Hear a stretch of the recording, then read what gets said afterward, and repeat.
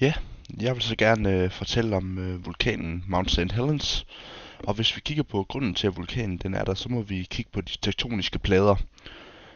Ude ved vestkysten i USA, der har vi nemlig den her lille plade Juan de Fuca, som presser sig væk fra Stillehavspladen. Og da den består af det her tunge basaltiske oceanbundplade, så skubbes den ind under den lettere kontinentale plade, den nordamerikanske plade. Det her det er det, der kaldes subduktion. Når materialet når materialet fra den her oceanbundplade den når tilpas langt nok ned, hvor trykket og temperaturen der gør, at den smelter, så opbygges der en stor mængde basaltisk magma. Og det flyder så op, grundet at den har fået den her nye form. Og så blandes det med det her granitagtige materiale fra kontinentalpladen. Og det her det skaber så det her blandingssmelte, som kaldes andesit. Det samme det der sker i Andesbjergene, der er navnet andesit. Og det her det udgør så det magmakammer til vulkanen Mount St. Helens. Og da det er det her andesitmateriale, så har det et relativt højt silikatindhold, fordi der er jo en del granit i, og det er så med til at gøre lavaen ret viskøs, ret tykflydende, og derfor så har vulkanen Mount St. Helens den kegleform den har, og det er altså en stratovulkan. Mount St. Helens, det er en del af Cascades, en bjergkæde, der ligger i det nordvestlige USA, nærmere betegnet i Washington. Og Mount St. Helens, det er kendt som en af de mest aktive i den her bjergkæde. Og vi kender vist alle sammen det her ikoniske udbrud fra 18. maj 1980, hvor Mount St. Helens forårsagede den her sideværtseksplosion, som var meget skadelig. Forskere de mener, at grunden til at lave det her sideværtseksplosion, det var, at tidligere udbrud i 1800-tallet, de havde gjort, at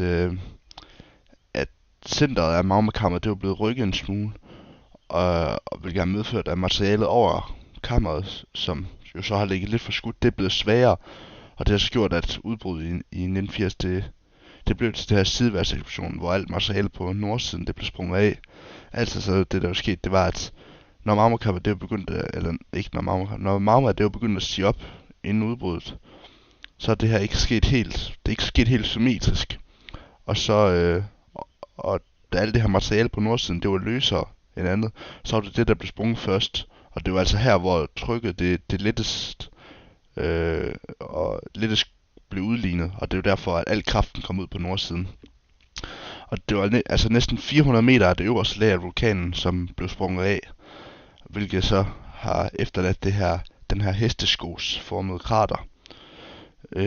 Men fordi at det her magmakammer det var lidt for skudt grundet de her tidlige udbrud i 1800-tallet, og så fordi at domematerialet det er relativt løst, så skete der det, at ved udbruddet, så kom der et jordskred på nordsiden her, som forklaret tidligere, som eksploderede rigtig kraftigt. Og det er det der karakter som sådan et pyroklastisk udbrud, som er kendt som en af de mest farlige slags udbrud. Og det her udbrud i 1980 Mount St. Helens, det blev også det mest dødelige og omkostningsfulde i USA's registrerede historie. Faktisk så var der 57 der døde. Grundet gletsjeren på vulkanen, så kom der efterfulgt af det her kraftige pyroklastiske udbrud en voldsom Laharstrøm, altså den her vulkanske mudderstrøm, og den bliver så større og større på vejen, og det var faktisk den, der ødelagde en masse bygninger og broer, og det er de her Laharstrøm her, de er ofte kendt som noget af det mest farlige ved vulkanudbrud. Opbygningen af den nye vulkanske dome, den tog for alvor fart i 2004.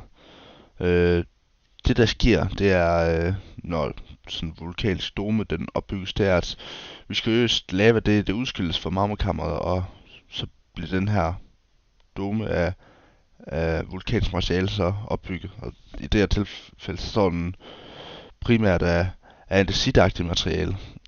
Efterfulgt af den dome her, så er kratergletsjeren, som den så fint hedder, begyndt at blive opbygget inde i krateret. Og det startede med, at der begyndte at blive komprimeret is mellem den nye dome og så kratervæggen. Det der sker, når sådan en gletsjer den opbygges, det er, at at når sneen den falder, så ligger det med meget luft imellem, og så har det en lav densitet.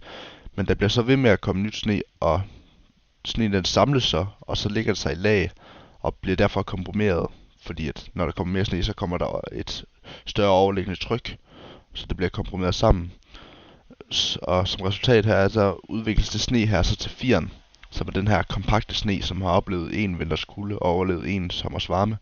Og med tiden så bliver der mere og mere luft udskudt fra firen, og efter mange år så bliver den så til en solid is, og det bliver så til en gletsjer. De her gletsjer, de kan da være lidt trælse ved vulkanudbrud. Det der sker, når der kommer så ekstremt meget varme op fra jorden, det er, at så bliver gletsjeren jo til en kæmpe mængde vand, og det er det, der kan skabe de her Laharstrømme, som kan være ret farlige. Det var det, man så ved udbruddet i 1980. Mount St. Helens står altså hele tiden og opbygger sig selv og klargør sig selv til et fremtidigt udbrud. Men hvordan det her det kommer til at ske, det kan vi kun gisne om. Vi har i vores gruppe prøvet at bygge Mount St. Helens for at vise, hvordan udbruddet det så ud i 1980. Så prøv at kigge med og se her. Jamen, værsgo. Jo, tak. Det er Mount St. Helens i staten Washington. Der skal stå en hen og pege, skal der ikke det? Som vi prøver at gengive her. Ja, og vi har først bygget vulkanen op, og så har vi lavet det krater, der kom efter udbruddet i 1980 i maj. Hvor hele nordsiden den forsvandt ved eksplosionen. Så det har vi gravet ned først, og så har vi lagt et magmakammer ind, og så bygget op med noget løst materiale. Så vi satser lidt på, at når vi fyrer den af, så kommer der et jordskred over på nordsiden her. På venstre side. Ja, som så skulle falde ned over her. Vi satser på, at den laver sådan en sideværts eksplosion ud af. Har en lille tændstikmand, vulkanolog, der står hernede med... Ja. Han står nede i skoven, og han dør. Ja. Hvor er hans kamera? Det går vel. Kan du ikke se det sikkert? Okay. Jamen, værsgo. Den er svær at tænde, så du skal prøve.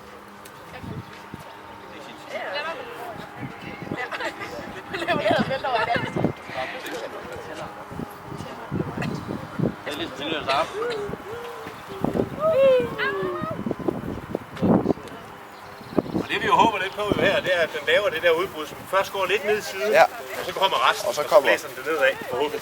Hvis det gider virke. Vi skal jo herhen. I må gerne gå rundt om. Det er ikke til at være surt. Men det er en fuser, ikke også mere sur? Ja, det begynder at rulle. Siger det bare? Ja, 100 på, at I har fået stjernekasteren helt ind i jeres kammer, ikke også? Det satser vi på. Ja, vi havde ikke en kikkert med, men... Siger det bange? Bang! Så prøver vi igen. Så det var bum. Men Det ser ud til... Jo. Oh, ja. OG baby. Ja, tak. Vigtigt. Filmer I mig? Ja. Der kommer brættet. Og lava, som der er kendt. I skal passe ikke komme til det brændende sukker, den der kommer højt. Nej. Okay, det var måske lidt for meget. Apropos fuser.